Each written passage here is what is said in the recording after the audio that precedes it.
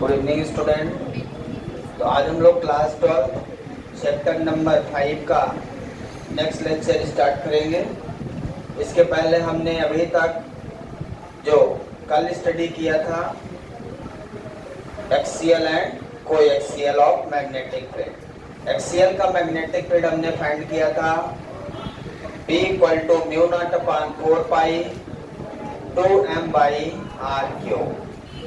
Coaxial का हमने जो फाइंड किया था μ0/4π m/r³। बिल्कुल similar to electric field intensity axial coaxial, बिल्कुल सिमिलर है, केवल नोटेशन अलग है, बाकी सब सेम है। आपको याद होगा इसके बाद हमने इलेक्ट्रिक फील्ड में टॉर्क निकाला था ड्यू टू डाइपोल और उसका वर्क डन निकाला था और उसकी एनर्जी निकाली थी। याद है आपको तीनों एक्सप्रेशन? आज वही चीज हम लोग करेंगे। सबसे पहले टॉर्क निकालेंगे, उसके बाद work done and potential energy of magnetic field. ठीक है, तो हेडिंग लगाएंगे सभी लोग। टॉर्क, आज की हेडिंग है torque on bar magnet. Torque on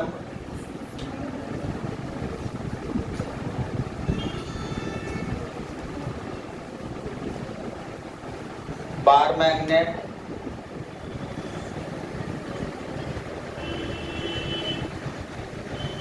या dipole when placed in uniform magnetic field। आपको याद होगा आपने वहां पे निकाला था torque on dipole when placed in uniform electric field, आपने वहां निकाला था torque on bar magnet when placed in uniform magnetic field. Bar magnet को हम लोग यूनिफॉर्म मैग्नेटिक फील्ड में रखते हैं तो वो बार मैग्नेट में एक टॉर्क लगता है, मीन्स एक फोर्स लगने लगता है जिसे हम मैग्नेटिक फोर्स कहते हैं, जिस कारण से वो बार मैग्नेट क्या होने लगेगा, घूमने लगेगा। ठीक है ना। तो सबसे पहले यहाँ पे हम कंसीडर करेंगे एक bar magnet. Consider a bar magnet of pole N and S या N and S, North Pole and South Pole, with dipole length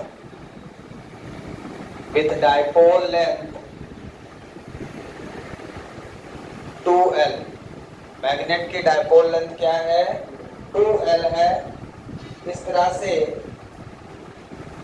हमने सबसे पहले एक बार मैग्नेट कंसीडर किया है और जिसकी डाइपोल लेंथ 2L है। अब इसको हम यूनिफॉर्म मैग्नेटिक फील्ड में रख देंगे।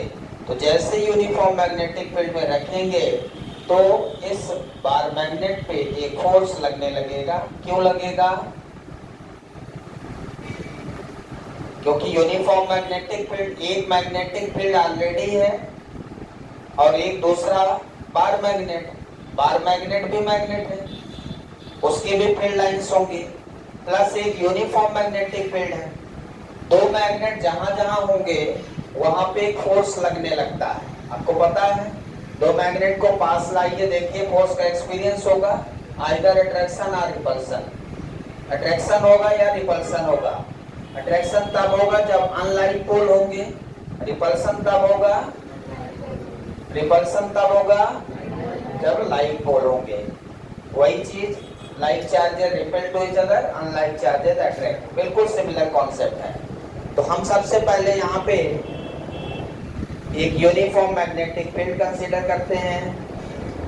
यूनिफॉर्म मैग्नेटिक फील्ड मैंने आपको बताया है कि यूनिफॉर्म मैग्नेटिक फील्ड का मतलब है कि मैग्नेटिक फील्ड की डायरेक्शन सेम हो, उनके बीच का गैप सेम हो, इक्विडिस्टेंस हो, और initial and final point same हो, तब वो magnetic field uniform magnetic field कहलाती है। डायरेक्शन सेम हो लेकिन निश्चित ना हो कौन कहाँ तक जा रही है, तो ये यूनिफॉर्म नहीं हो सकती। पैरेलल तो है, डायरेक्शन भी सेम है, लेकिन किसी का मैग्नीट्यूड किसी का ज़्यादा किसी का कम, तो फिर ये यूनिफॉर्म नहीं होगी।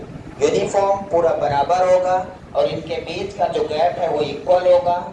ऐसा भी बराबर भी हो लेकिन उनके बीच का गैप यदि इक्वल नहीं है तो फिर यूनिफॉर्म नहीं है। यूनिफॉर्म है क्या? डायरेक्शन सेम है, इक्वल भी है, लेकिन इनके बीच का गैप अलग अलग है, इसलिए यूनिफॉर्म नहीं है। यूनिफॉर्म का मतलब equal distance between field lines as well as its direction are same, starting and ending point are also same, ठीक है? So the line is called uniform magnetic field lines. Clear है? अब हम क्या करेंगे, ये मैग्नेटिक फील्ड लाइंस है तो इसका मैग्नेटिक फील्ड वेक्टर भी है, समझ में आ रहा है? अब हम क्या करेंगे, ये एक मैग्नेटिक फील्ड ऑलरेडी है यहाँ पे जिसकी फील्ड लाइन मैंने शो किया है, और ये क्या है? Uniform magnetic field. आपको याद होगा ऐसे मैंने इलेक्ट्रिक फील्ड में बनाया था, फिर वहां पे डाइपोल रखा था, डाइपोल पे फोर्स लग रहा था, दैट इज इलेक्ट्रोस्टैटिक फोर्स। उसी तरह यहाँ पे हम क्या करेंगे, एक बार मैग्नेट हमने कंसीडर किया है, यहाँ पे एक बार मैग्नेट रख देंगे, ये बार मैग्नेट है, इस बार मैग्नेट की एक्सिस है, ये क्या है? एक्सिस। आपको याद होगा जब डाइपोल मैंने कंसीडर किया था तो इधर माइनस क्यू चार्ज रखा था, इधर प्लस क्यू, तो जहाँ माइनस क्यू रखा था वो सिमिलर टू एस पोल है, जहाँ प्लस क्यू रखा था वो similar to north pole of magnet है, तो इधर एन पोल रख दें। समझ में आया क्या? और डाइपोल की लेंथ कितनी थी? 2l, यहाँ पे भी 2l है। अब जैसे ही ये बार मैग्नेट हम रखेंगे, जैसे ही बार मैग्नेट यहाँ रखेंगे तो होगा क्या, इस बार मैग्नेट की भी मैग्नेटिक फील्ड होगी कि नहीं? तो जैसे ही इसको रखेंगे, एक मैग्नेटिक फील्ड पहले से था, दूसरी मैग्नेटिक फील्ड इसकी, तो इस मैग्नेट पे एक फोर्स लगने लगेगा। क्या लगने लगेगा? Force, that is called magnetic force. आपको याद होगा इलेक्ट्रिक फोर्स मैंने कितना लिखा था, याद है क्या? F equal to Q E लिखा था, याद है? कितना लिखा था? F equal to Q E. कब लिखा था? जब F upon Q equal to electric field होता था। और आपको याद है मैग्नेटिक फोर्स कितना होता है? जब F upon pole strength equal to B हो जाता है। अभी पीछे बताया यूनिपोल पर फोर्स कितना लगता है? Force per unit pole strength is called magnetic field strength. Force per unit, बिल्कुल उसी तरह force per unit charge electric field, force per unit pole strength magnetic field. तो यहाँ से फोर्स का फार्मूला क्या हो जाएगा? mb हो जाएगा। क्या मतलब? इस टर्मिनल पे नॉर्थ पोल पे कितना फोर्स लगेगा? m into B. यदि वेक्टर फॉर्म में लिखेंगे तो vector F equal to mb, और इधर कितना लगेगा? सेम फोर्स लगेगा। m क्या है? पोल स्ट्रेंथ जो स्केलर है। यहाँ चार्ज क्या होता था? ये चार्ज आपका स्केलर होता था, बिल्कुल उसी तरह है। इस तरह से इक्वल एंड अपोजिट डायरेक्शन में फोर्स लगने के कारण ये जो आपका मैग्नेट है, बार मैग्नेट, घूमने लगेगा, और जब घूमने लगेगा तो उसे को हम कहते हैं टॉर्क। टॉर्क तब होता है जब कोई बॉडी रोटेट करती हो। एक प्रकार का फोर्स जब किसी बॉडी में लगता है और बॉडी घूमने लगती है तो उसको टॉर्क कहते हैं। हर रोटेटिंग बॉडी में टॉर्क होगा। कोई भी बॉडी घूम रही होगी, कैसे भी घूमे, उसमें टॉर्क होगा। Torque equal to force into perpendicular distance. तो अब ये डायग्राम कंप्लीट हो गया। क्लियर है? यदि फोर्स इस डायरेक्शन में लग रहा है तो इसका परपेंडिकुलर डायरेक्शन क्या होगा? फोर्स यदि ऐसे लग रहा है तो मैं इससे पूछूं फोर्स इधर, तो इसकी परपेंडिकुलर डायरेक्शन क्या? परपेंडिकुलर मतलब या तो ऊपर या तो नीचे। तो इस लाइन का परपेंडिकुलर मुझे बनाना पड़ेगा। क्यों बनाना पड़ेगा? क्यों बनाना पड़ेगा? परपेंडिकुलर लाइन क्यों बनाओगे? जरूरत है क्या? फार्मूला याद है किसी को टॉर्क का? क्या होता है torque? Torque equal to force, यहां पे मैग्नेटिक फोर्स होगा, magnetic force into perpendicular distance. Formula याद रखिए सब लोग। टॉर्क का फार्मूला सभी को याद होना चाहिए। क्या फार्मूला है? मैग्नेटिक फोर्स, फोर्स कोई भी हो सकता है, मैग्नेटिक फोर्स, इलेक्ट्रिक फोर्स, हम यहाँ डिस्कस कर रहे हैं मैग्नेटिक फील्ड, इसलिए मैग्नेटिक फोर्स लिख दिया। Torque equal to force into perpendicular distance. याद रखिए, ऐसा नहीं है कि आज आपने ये पढ़ा तो कल बदल जाएगा। बदलने वाली चीज अलग होती है। यहाँ जो फिक्स है, यहाँ जो पढ़ेंगे वो हमेशा फिक्स रहेगा, इसलिए फार्मूला याद रखें। Torque equal to force into perpendicular distance. तो टॉर्क, फोर्स कितना लग रहा है बोलिए? फोर्स कितना लग रहा है और किस डायरेक्शन में लग रहा है? फोर्स इस डायरेक्शन में लग रहा है इधर, तो इसकी परपेंडिकुलर डिस्टेंस क्या होगी? यदि फोर्स इधर लग रहा है तो इसका परपेंडिकुलर इधर होगा। दोनों पोल से मिला लें, ये O पॉइंट मतलब ON जो हमारा है, ये perpendicular distance, force perpendicular distance. समझ में आ रहा है? परपेंडिकुलर समझते हैं, कोई लोग नहीं समझ रहे, कोई बात नहीं।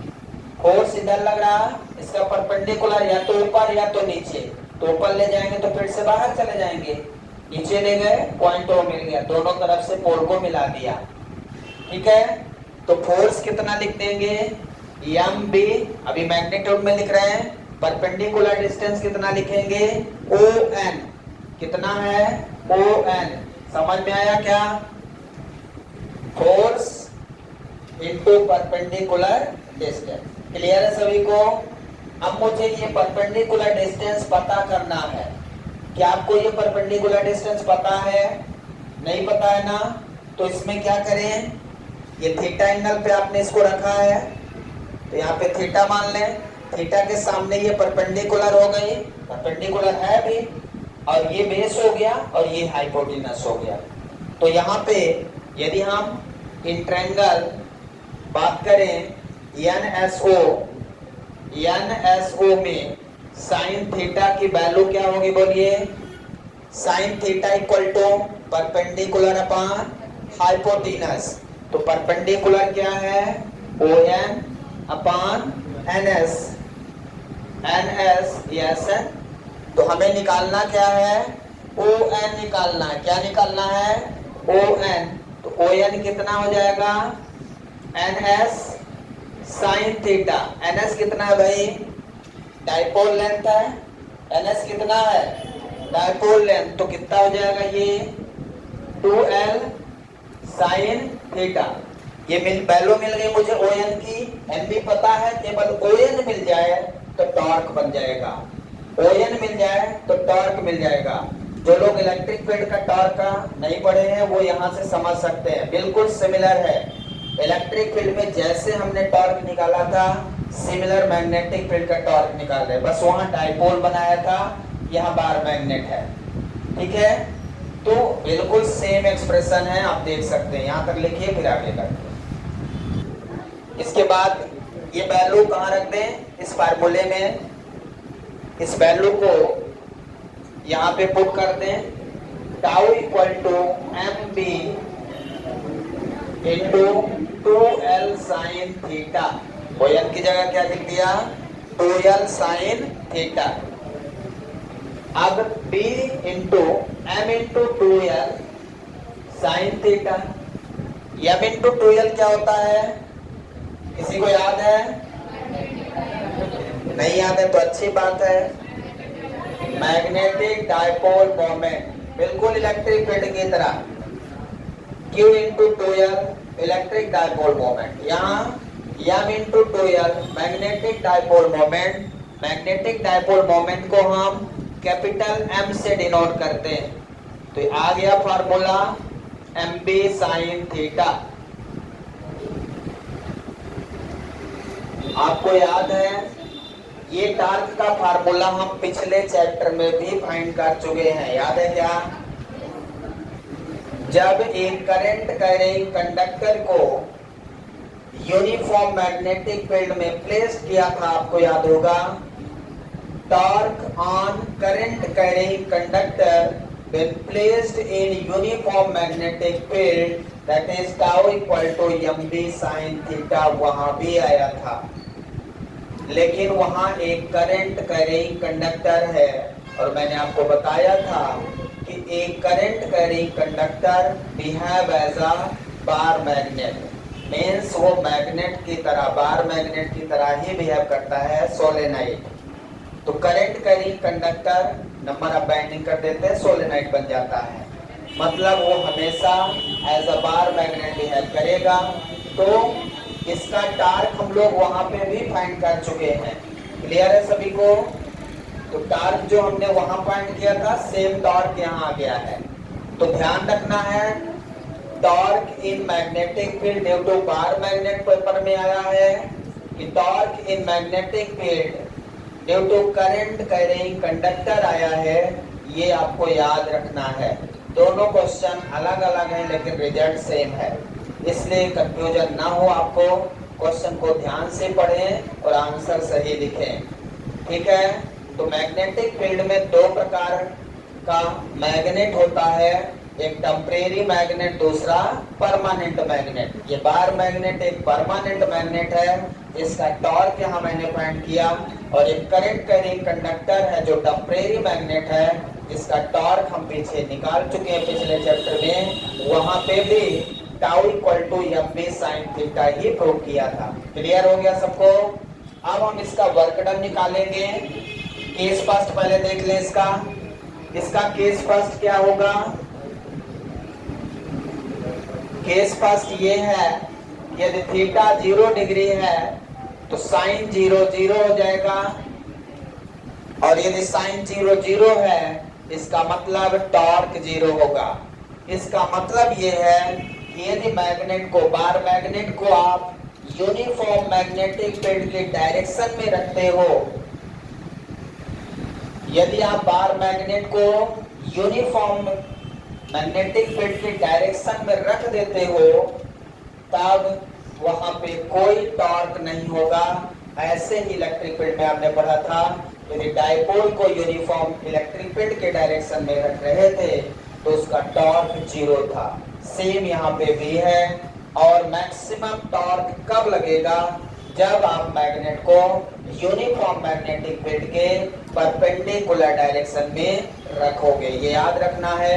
ये खुद एक क्वेश्चन है कि maximum torque act on a bar magnet when it kept perpendicular to the uniform magnetic field. ये क्वेश्चन मैंने पिछली बार अभी टेस्ट में पूछा था तो कई लोगों ने पैरेलल लगाया था।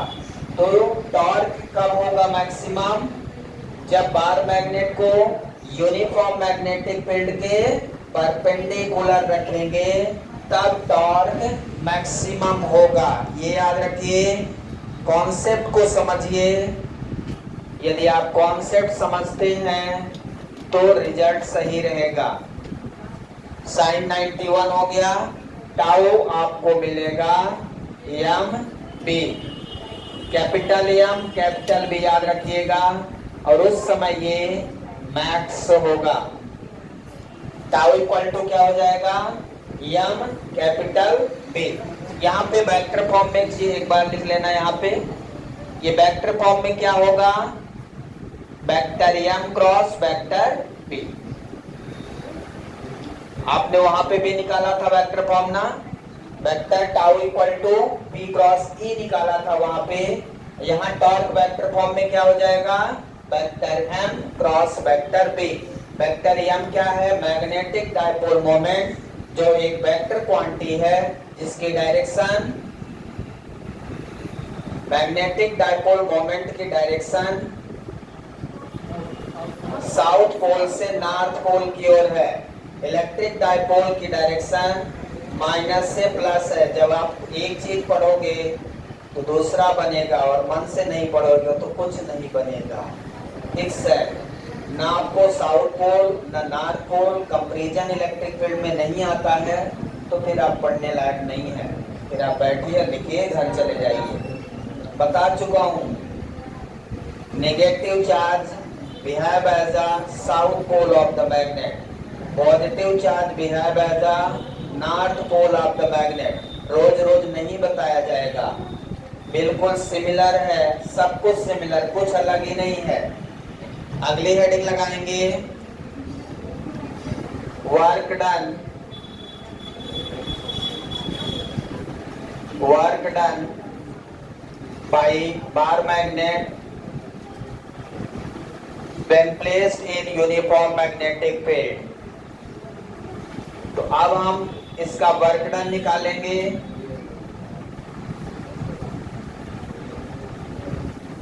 इसका वर्क डन निकालेंगे तो आपको याद होगा इलेक्ट्रिक फील्ड में बिल्कुल याद भले ना हो पर मैं बोलूंगा याद होगा, क्योंकि आपने आज तक पढ़ना ही नहीं पलटा, खत्म हो जाएगा तब भी नहीं पलटेंगे। तो हम सबसे पहले क्या करेंगे,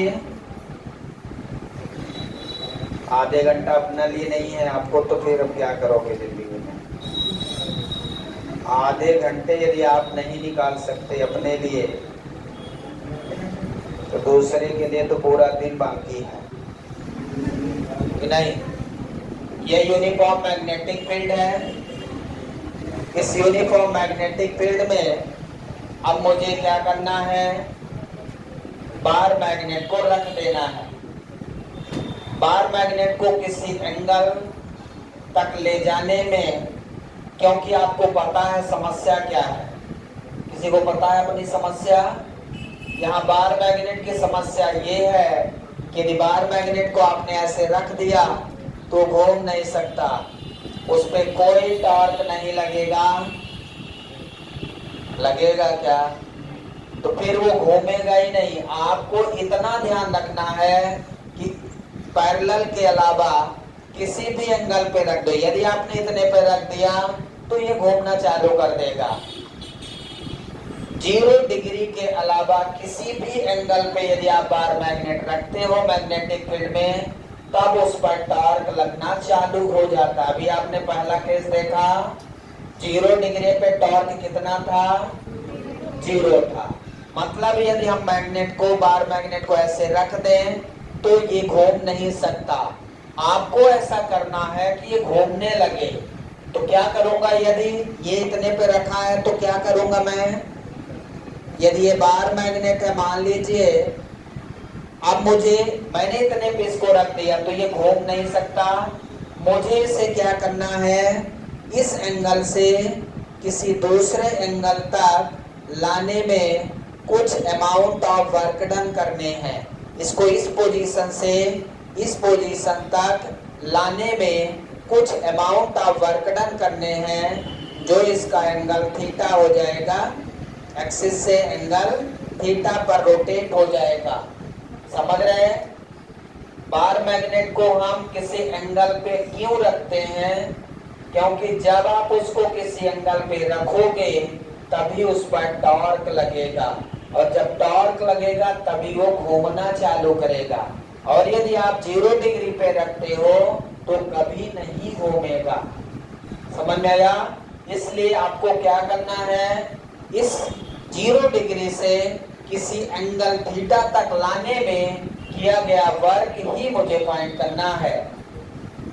तो वर्क इक्वल टू क्या हो जाएगा, अब हम लोग यहाँ से वर्क डन फाइंड करेंगे। Work done on bar magnet, किसी को फार्मूला याद है वर्क डन का? W इक्वल टू, यहाँ पे torque into angular displacement, force into displacement होता है। सिंपल सा फार्मूला किसी को याद हो तो, वर्क का formula force into displacement, simple सा। लेकिन जब रोटेशन बॉडी की बात आती है तो work done force into displacement की जगह, फोर्स की जगह टॉर्क आ जाता है, क्योंकि टॉर्क एक प्रकार का फोर्स है। Torque into angular displacement, linear displacement की जगह एंगुलर डिस्प्लेसमेंट आ जाता है। सिमिलर फार्मूला जो वहां पे इलेक्ट्रिक फील्ड में लिखा था वही यहाँ पे लिखा है।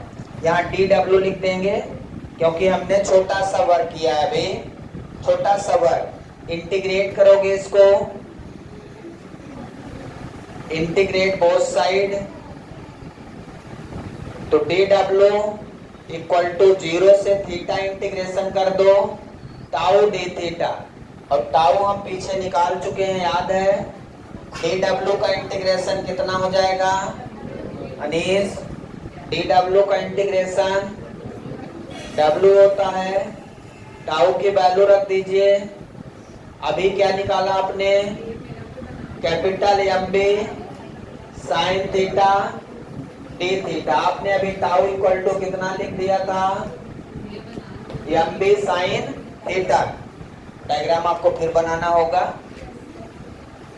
यहां से कांस्टेंट क्या है शिव जी? इसमें कांस्टेंट क्या है और फंक्शन क्या है? फंक्शन समझा कभी? क्या फंक्शन है? MB फंक्शन है और कांस्टेंट भगवान मालिक है आपका। हाँ बनता है तो बोलिए। फंक्शन है साइन थीटा, कैसे पता चला? देखिए मैथ के स्टूडेंट, यहाँ पे MB हमारा कांस्टेंट है, साइन थीटा फंक्शन है, डी थीटा जो डी के साथ लिखा है वही फंक्शन होता है। डी थीटा लिखा मतलब थीटा वाला फंक्शन है, साइन थीटा फंक्शन है, उसके अलावा सब कांस्टेंट है। यहाँ DW मतलब W फंक्शन है, dx लिखा है तो x फंक्शन है, बाकी कांस्टेंट है। फंक्शन और वेरिएबल समझने का प्रयास करें, 11th की क्लास लें और अच्छा पढ़ें। जिनको डिफरेंशिएशन इंटीग्रेशन नहीं आता, आज शाम को 6-7 बैच रहेगा, डिफरेंशिएशन शुरू करेंगे। और जिसको पढ़ना है बिना पैसे का पढ़ सकते हैं, पैसा नहीं लगेगा, लेकिन ये गारंटी है कि डिफरेंशिएशन और इंटीग्रेशन बनने लगेगा। ये मेरी गारंटी है, यदि एक बार पढ़े तो। इसको साइन थीटा का इंटीग्रेशन, साइन थीटा का इंटीग्रेशन माइनस कॉस थीटा। देखिए आज तक नहीं याद हुआ कई लोगों को, कई लोगों को बोल रहा हूं, सबको नहीं।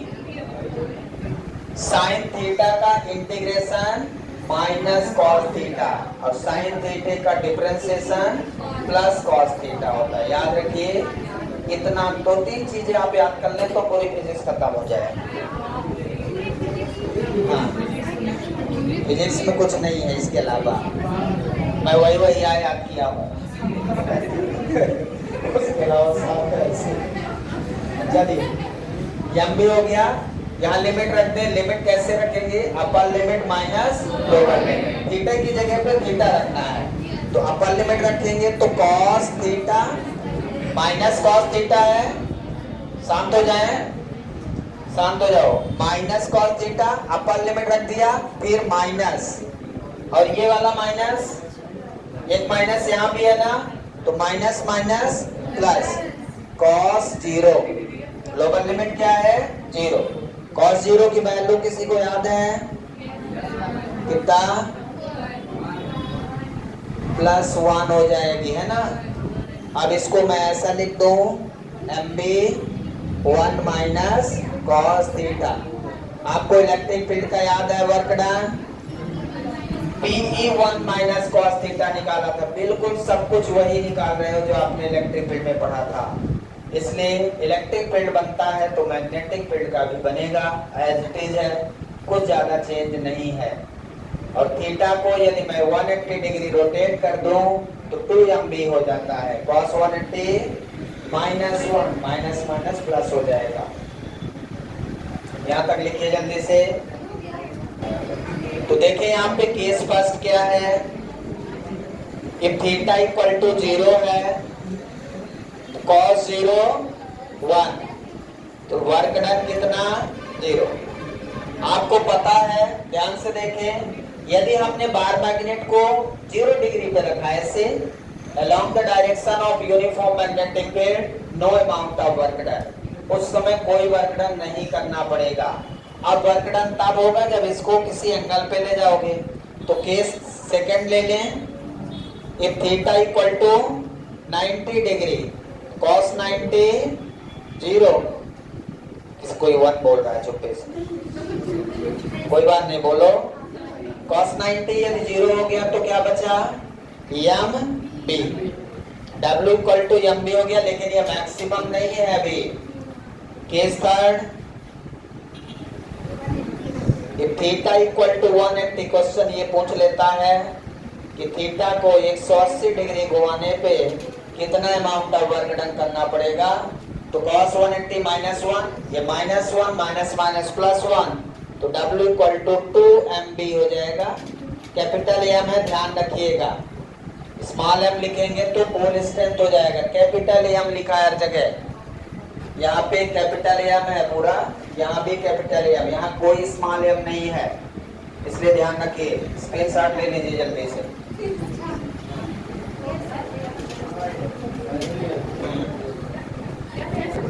अगला हेडिंग है potential energy.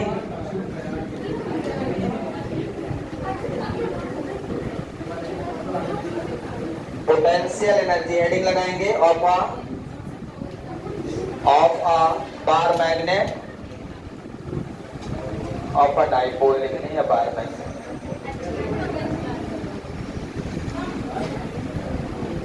Potential energy of a bar magnet dipole when placed in uniform magnetic field.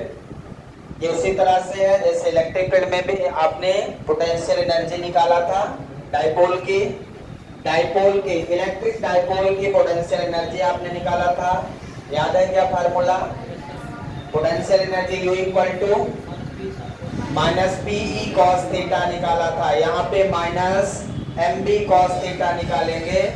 और जब आप फाइंड किए थे तो आपको याद है कि मैक्सिमम जो डाइपोल है, बार मैग्नेट है, ये 90 डिग्री